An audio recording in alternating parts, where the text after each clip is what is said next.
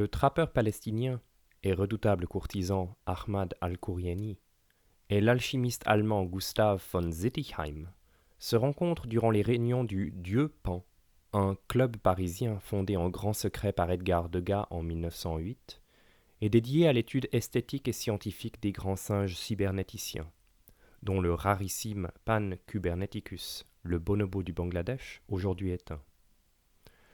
Inspiré par l'atmosphère à la fois ésotérique et visionnaire de ce cercle, et des nombreux projets et expériences discutés par ses membres, les deux hommes inventent ensemble le concept de perroquet traître, Poicephalus, Protococcix, Iscariote, le suprême volant, dont ils rêvent un jour de pouvoir créer un spécimen. Hélas, leur utopie, y compris leur projet de monographie exposant les fondements de leur doctrine de zoogénie spéculative, un type d'ouvrage pourtant commun dans les salons éclairés de cette époque, ne voit jamais le jour. La collection Rolex, à Genève, en Suisse, prétend en posséder des esquisses autographes, mais celles-ci n'ont jamais été rendues accessibles au public. Ce n'est que grâce à l'audace, trop souvent illégale, certes, mais tacitement admirée par ses pairs et aujourd'hui l'objet d'un culte planétaire, de la cambrioleuse et cryptozoologue hongaro-tchèque György Perečka, que quelques détails de ce projet ont pu être reconstitués. La liste la plus complète des spécimens d'études d'Al-Kourieni et de Zittigheim a pu être obtenue après l'attentat du 30 février 2004 au 7 rue François Dussault, au cœur de la cité calviniste. À cette occasion, Perečka a pu alors brièvement s'introduire dans les archives Rolex avant d'être finalement maîtrisé par une escouade de grenadiers.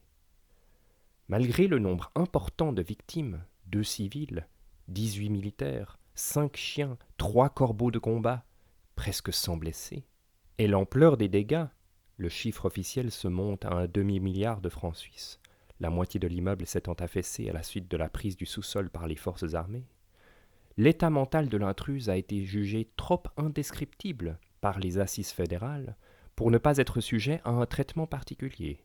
Et malgré le déni des autorités politiques, l'hypothèse la plus courante aujourd'hui est qu'elle demeure sous contrôle étroit dans un sous-sol de Belle-Idée, l'hôpital psychiatrique de la ville. En effet, sa furie, durant l'assaut, et même après une résistance ininterrompue de 36 heures, a atteint des niveaux tels que, cédant au désespoir de ne trouver de moyens sûrs d'enregistrer ses découvertes, et sentant probablement sa raison l'abandonner, elle s'est mise à hurler les espèces archivées sans discontinuer, sous le feu lourd des faces 90 et jusque durant son transport en fourgon blindé, et c'est le travail patient de journalistes et d'amateurs, parmi lesquels figurent, selon les mêmes rumeurs, des membres actuels du Dieu Pan, ainsi que des recoupements glanés par les psychologues dans les témoignages désarticulés des soldats traumatisés, qui ont permis l'établissement de la liste suivante. Aetobatus pardus lucaticus, une raie léopard de Singapour. Ambigolimax anmurisus priotopa, une limace dont le plumage caudal au reflet vert est très prisé par les collectionneurs. Arachanotus anmurisus, une manticore portant sa queue de face. Ariolimax anmurisus tibetanus, une limace perroquet sans queue très répandue de Vilnius à l'Asie centrale. Atelerix lophoidurus paradoxus, l'impossible hérisson malinqué. Aulus responsor, une curiosité ornithologique non identifiée de l'océan Pacifique méridional. Cacatua swansealis bresaola, un perroquet ramier vampire originaire du littoral gallois dont les diverses mutations connurent une grande fortune évolutionnaire. L'espèce a tout d'abord migré vers les Afriques australes et septentrionales, ainsi que les îles Canaries, puis s'est dirigée vers l'Asie, notamment Sumatra en Indonésie, et se rencontre aujourd'hui en abondance dans de multiples biotopes d'Eurasie, depuis la Méditerranée jusqu'à la mer d'Okhotsk et au-delà. Calypso colonia curtia, Warmingia winstonia churchilis et Monomeria tacheria margaretosa, rares fleurs de non-sens, ces 3 espèces sont faussement classées comme Apostasioidae depuis le 104e congrès soviétique de botanique stratégique et militaire de Tartou en 1987. Gavialis continentalis, l'unique gavial du continent africain, aujourd'hui disparu, un reptile piscivore anciennement présent au Mali. Gavialis relictus, le gavial de l'abandon et de la discorde. Grimpotoitis antimycolosa vishnufelix, une pieuvre buissonneuse, probablement en floraison lors du braconnage. Ses tentacules présentent encore l'ombre fanée de l'arc-en-ciel gluant qu'elle arborait en liberté. Lophotis coronaria, une outarde à ventricule rouge. Lophotis diadema, une outarde à couronne marron capable d'éructer une odeur de fumée à la face de ses prédateurs, une sous-espèce de l'outarde zèbre. Meganoira protococcix euryrinus, une belle et élégante libellule du Samsara. Pediculus gadionius clavellillis, un pou perroquet d'Afrique de l'Est très abondant en Éthiopie.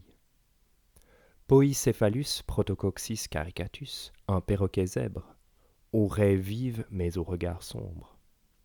Psittacula bentuicus candosis hibernalis, un perroquet semi-sédentaire écossais à robe noire et pourvu d'une houppette présidentielle venimeuse.